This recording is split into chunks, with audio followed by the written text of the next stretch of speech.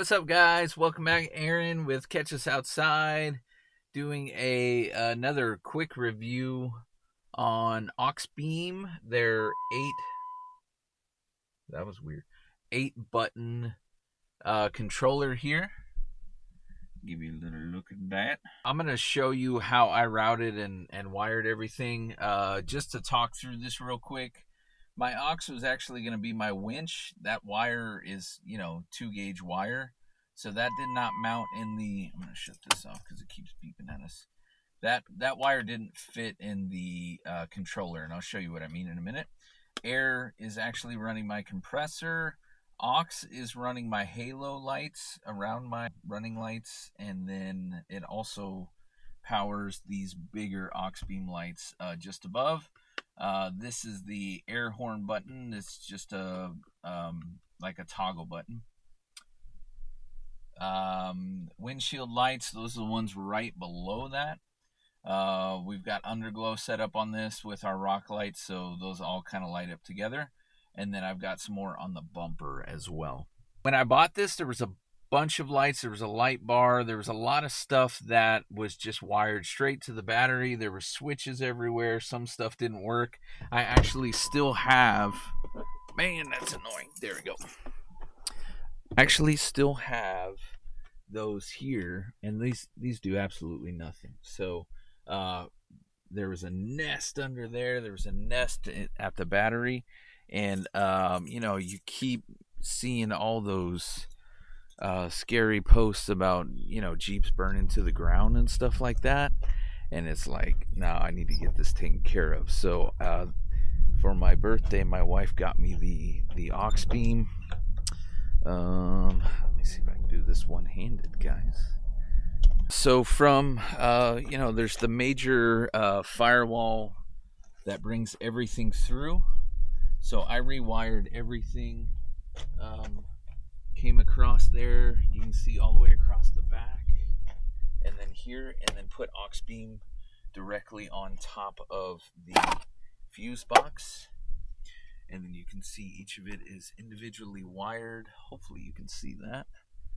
And here's what I was talking about. There's no way that this winch cable right here is going to fit in one of these little guys. So that's why I've got breakers for each. One is that's for going straight to Auxbeam, so I can shut the whole system down if I need to. And then here's my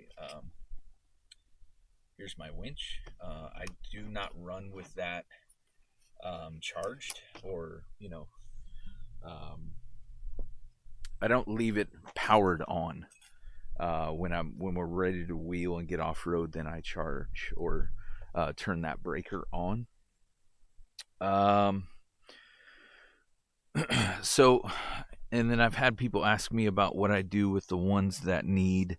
So these specific lights, I like them because they strobe amber and white. So if I'm trying to get somebody's attention, or if it's dusty on the trail, then I want to leave those on. Actually had already saved us from an accident. Somebody saw us down the road, whereas if I didn't have them on, I don't know that he would have seen me with how dusty it was. So I do run with at least those running, at least in just solid amber, but sometimes if it's real bad, I will leave those strobing so that people know we're coming down the road and that we don't get hit. Okay, and so with those specifically, and then with my rock lights, those still need these circuits to run them. So running power, running them to power, and then still switch there, and then they have a separate switch. So specifically here, so we turn them, my aux is my halos, which then I can run, there's a box underneath, and those just run via Bluetooth. And then the other one that's with that is those Auxbeams that strobe. And let me just show you what I mean, I guess. And then if it's not helpful, I'll just edit this out. Okay. So I've got mine set up to where if the car is not running, Auxbeam turns off. The switch turns off. So there's my compressor. You can hear that running back there, I think. Maybe not. I'll show you that in a different video. And then aux. So now my halos are on.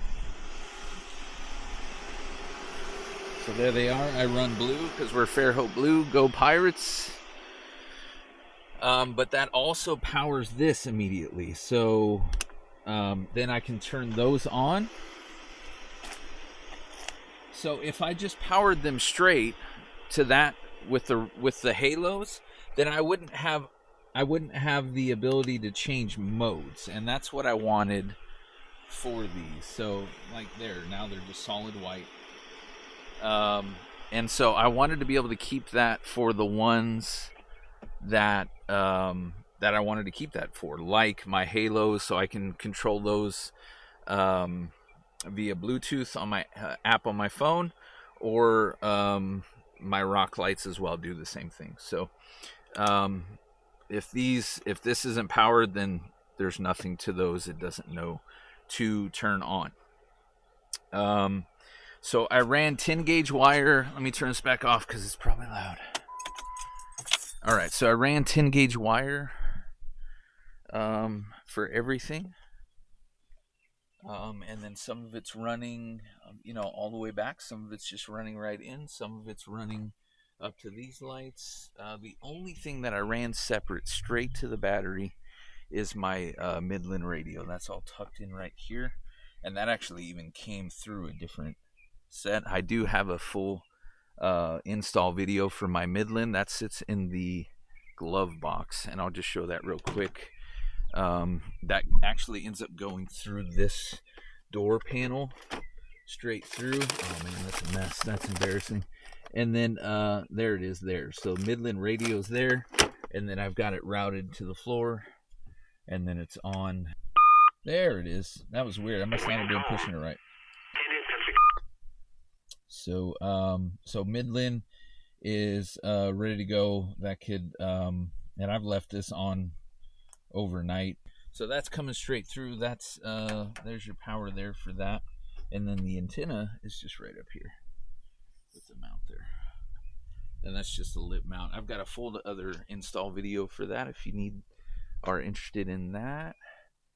The thing I get questions about the most is my compressor and air horn, which I think both are absolutely necessary. So it's a setup. It's more of a setup for the air horn. It's actually the setup for the air horn. So I'm just running essentially an extension cord with a little bit of extra. I think I plan on mounting that, finally kind of getting to where I know I want things. So that's, I think, gonna mount up here, or maybe even up out of the way completely. So you got a tank, and then you've got a 230 psi compressor on top of that. The tank will hold 120. I have no trouble whatsoever airing up my Nitto 35s. I haven't tried. I don't have a like a four hose kind of thing. I haven't tried that, so I don't know if that would work. But could be interesting. Let's see. Power wise, I already had the 12 volt plug back here for the fridge, so that's already there. And then I've got an extension cord that's running from the built-in inverter. But then let's scoot underneath here real quick. Let me bring this down. So, all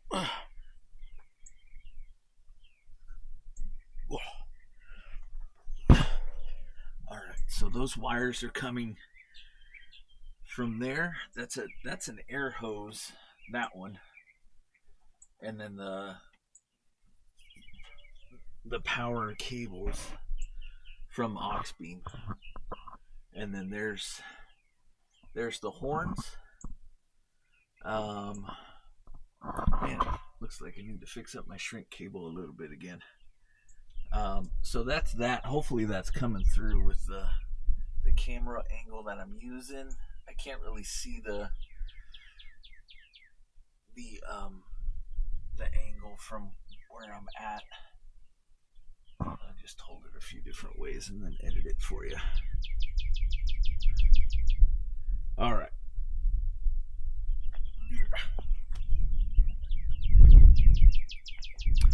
All right, so that is Auxbeam.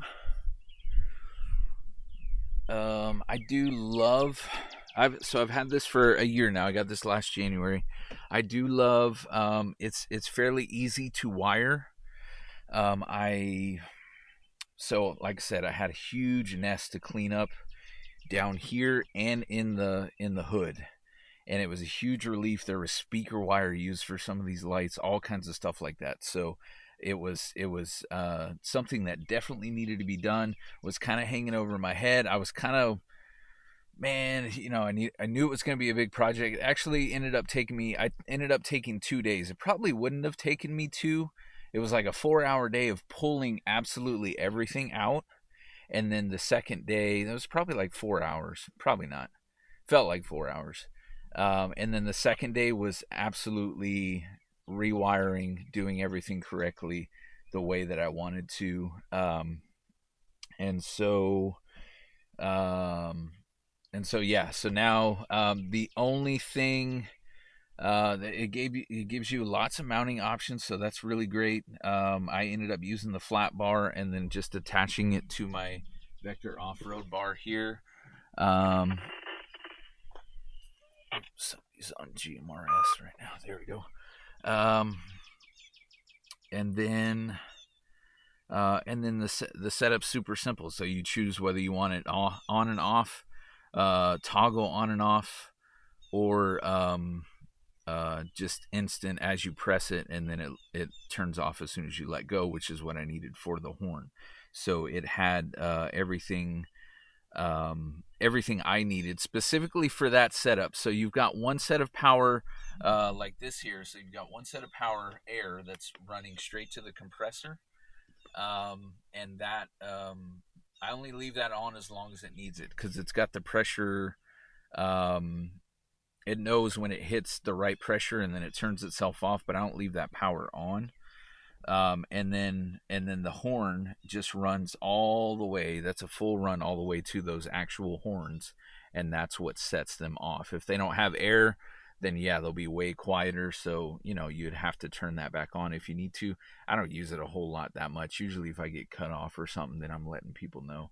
But for the most part, not really. And then it's been great for everything else, setting up the just power for rock lights and all that. Like I said, you just leave those circuits out here. I think there's one up front for where to go. Maybe I relocated them both. Yeah, so I guess they're both sitting right here. That's the rock lights, and then that's the Auxbeam strobes. And so if you need the ability to strobe or do something like that, you still got to keep that, but I give power to them through the Auxbeam still. So everything's still running through that. That's the main thing that I wanted, was everything was running through this so that it wasn't going to kill my my starter battery. It couldn't leave me stranded. Like I said, that's why I leave my winch off as well until I'm on the trail and ready to use that. So I think that's everything I wanted to cover. Keep in mind, there are a couple different versions of this. I saw that they just released I think it's a 12 button, which is cool. I'm not using, I've got 2 free buttons, but you can double them up depending on what they're doing as well. If you want them to run on the same button kind of thing. But keep in mind there's a Bluetooth version. And so I thought I bought that version. And how you can like click through Amazon and be like, oh, this one's $6 cheaper or something like that.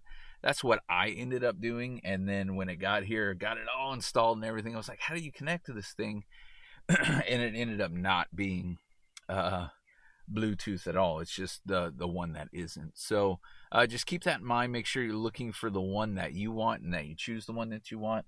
I would have gotten the Bluetooth one, especially overlanding, because then I can wire like rooftop tent lights or something like that, or even just a galley bar for the back, so I can light that up when we're cooking off the back of this thing.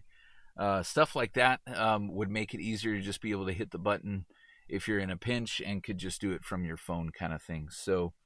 Um, so yeah, I just wanted to mention that and make sure that you knew that there are probably, it's been a little bit too, so there's probably even an updated version. I'm sure the 12 button one is very updated now compared to what this one does. But still, it's been a great option for us, and definitely have been enjoying it. If you have any questions on specifically my setup, or just need help with something, glad to talk through that with you. And then hopefully with the community, great community that we have of overlanders and people that just love Jeeps, so we can figure it out together and get you on the road and what you need going. All right, so that'll do it for this one as well, guys. See you next time.